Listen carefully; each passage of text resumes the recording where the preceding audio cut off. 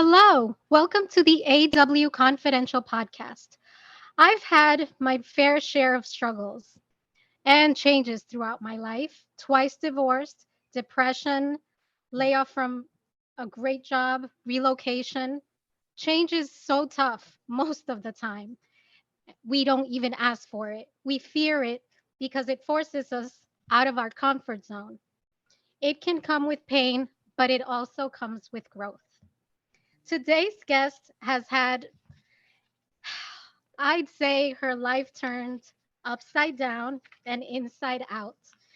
And I try not to get emotional, but she is still here and she is thriving. Karen Swensen is an award winning journalist who spent years as an anchor in New Orleans. In 2000, 6 weeks before her wedding, she was operated for a benign tumor in her uterus. In 2003, while covering Hurricane Katrina, her own home was destroyed by the storm. In 2011, after some time in Boston, she returned to New Orleans. Within 6 months, her husband was diagnosed with advanced cancer while she had a 9-year-old child, or they had a 9-year-old child. After 6 years, her husband lost his battle with cancer. Karen walked away from her successful career in television to create an amazing company called Life's About Change, and I'm a huge fan. In all the pain of the change, she found purpose. Karen, welcome, and thank you so much for being here. Thank you for having me. That was an extraordinary introduction that I'm probably not worthy of, but thank you, thank you, thank you, thank you. It is a pleasure and an honor to be with you today. And you inspire so many with your courage and your perseverance. Thank you. So, I love your company. I know all about the work you're doing. Can you share a little bit about your mission with Life's About Change?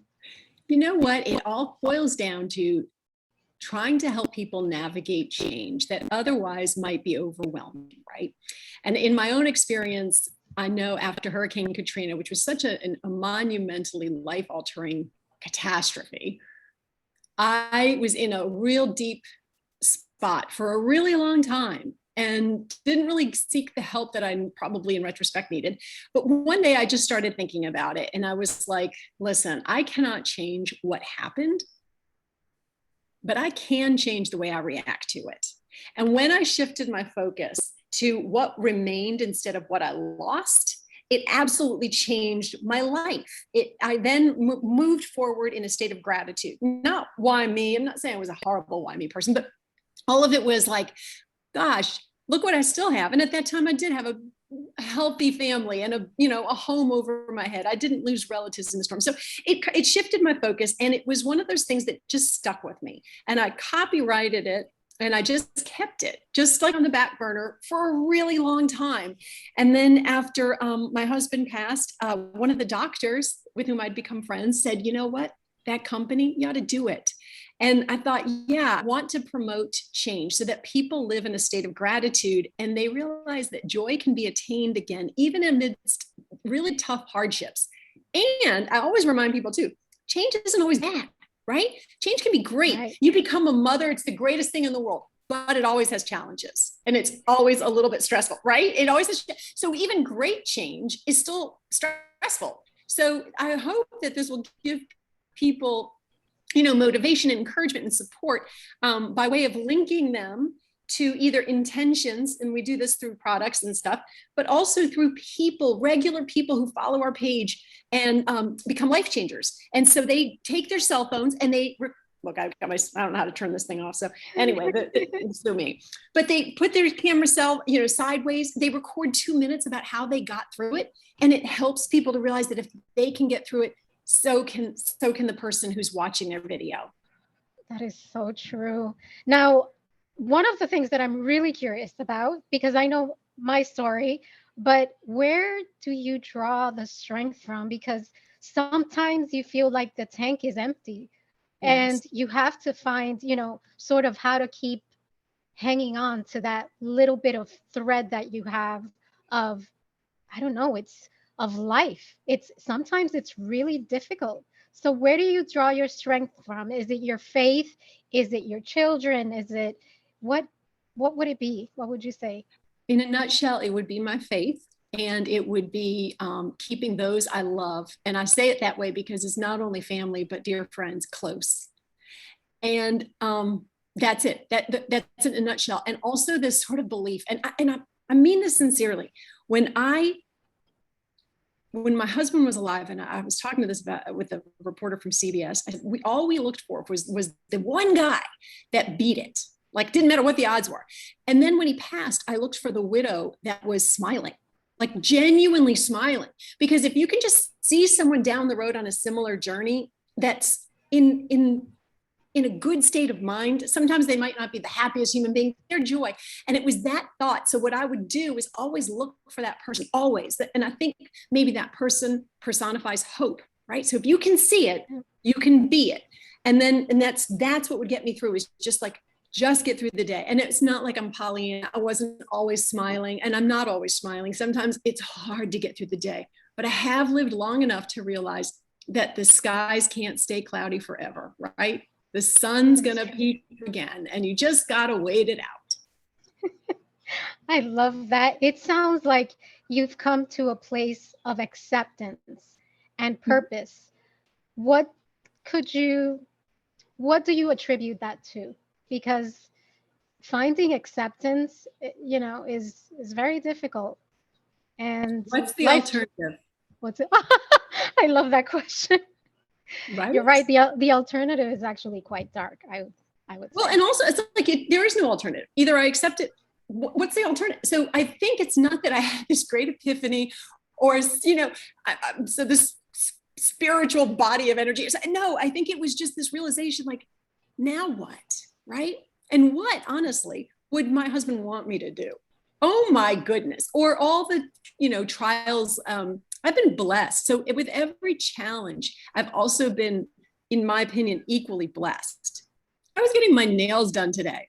My husband passed 4 years ago, and I'm in a big city. And the woman came up to me and she said, "I knew your husband when he was a teenager, and he was just the nicest person." I said, "Do you know what you've just done to my day?" The fact that somebody would remember him. So I feel like that's the flip side. I've accepted it, and now I welcome the joy, and I try to live up to his memory. And it's and I look at my daughter, who's been through far more than and I marvel at her strength. So every little victory is magnified. And I would suggest that to your listeners too. Celebrate your victories. There are no small victories. Sometimes just getting through the next hour is a game changer, right? If you're at the end of your rope and you hang on for one more hour, that could be the pivotal hour. And you can do it 1 hour, you can do it another hour. So yeah. That was a long, convoluted answer to your question, but I'm sorry. I appreciate your words, because they are uplifting. So what would you say? You've been through all this change, a world of change, and after I saw the name of your platform, your company, I thought, wow, life is about change. And when you think about it, you think about what life is, it's crazy because it sounds so simple, but it is all about change. And I spent many years terrified of any change in my life. And after I learned to embrace it, it changed everything. And I'm not saying that I don't have bad days. Absolutely, I do. I have very difficult days. But I know that tomorrow there will be a change. And it could be the smallest change, the change in my mood, the change in, something that happens at work, something that happens with my platform. Those small changes can make a difference. So I was wondering, how have you changed as a woman from, let's say, 5 years ago to today? If I were to say how I've changed in 5 years ago now, I would say that I have somewhat blossomed, I guess, at this later stage, but because I think I'm far more confident than I was. I'm more fearless than I was. I value so much more what you can't put a price tag on. And I think I live more in gratitude than I ever have before. Ooh, got chills. That's beautiful, and I can relate to it because I, like you, feel like I have blossomed. I am more confident, and I'm not saying that I'm confident every day, but I work towards that. I work towards being grateful, and it's, I can't sit here and say, well, I am all those things every day. I'm not, but most days I am. So I completely understand where you're coming from. Absolutely. You are inspiring all of your listeners by talking about how you've faced your issues, and not blue skying it either, because right, it's not easy. And sometimes change is forced upon us, and those are the things we're talking about, but also times it's elusive too. It's something you've been trying to do. You've been trying to lose that weight, or you've been trying to get financially independent, or whatever. So sometimes, we strive for the change we seek. Either way, it brings its own set of stressors, right, to our life. So the more we can kind of work with it than fight it, the more successful we're going to be in terms of being happy people. Absolutely. So I have a couple of really good questions for you before we sort of start wrapping up. The first one is, I read an interview, a CBS interview, where you said, just trust the universe. What did you mean? Well, just for me, that means just trust God, right? Just trust God, that He has a purpose for me. And that is how I choose to live my life. Now, I have the utmost respect for my friends who perhaps don't subscribe to any, organized faith. And they're people of great will. And I love that. And I would say, so the universe to me is a blanket phrase for that, but that to just trust that if I'm on the right path, then despite the fact that I don't have a background in business, right, at all, things are just going to work out, that everything will happen the way it's meant to unfold, and that I'm open. And by being open, people like you have entered my life. That wouldn't have happened. I look at and the audience that you represent, and young women with so much potential and gratitude and goodwill, great intentions. And if I didn't do this, I wouldn't have met you. So look at that. I just try to be open and let the universe bring people into my life. And I really do believe this. I had a gentleman who I believe is just super in tune with the big guy upstairs. And he always said, if you don't have a peace about you, you must reject it. And that's the only rule I really use right now. If I don't, for some reason, have a peace about it, I'll at least shelve something for the time being. And when I do have a piece about it, it's as if somebody could, my business plan, I don't even know if it exists anywhere on the planet. I was just like, you know what? These are wonderful women. And if God wants people to buy pottery from women that have, gotten out of prison and are working out their way out of homelessness, then they're going to open the doors. You know what? Those things are selling like hotcakes. So it's just trusting in a higher power for me.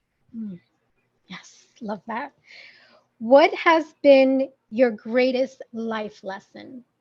For me, there's a million of them. I'm sure for you as well. God, yes. But what is that one that is so powerful that you just have to share with us? Oh my Lord, I'd really have to think about that more. But I guess that this is all very temporary. And I do believe that, even better things await. And so we're given this time to do three things. This is what I tell my daughter. She's 18.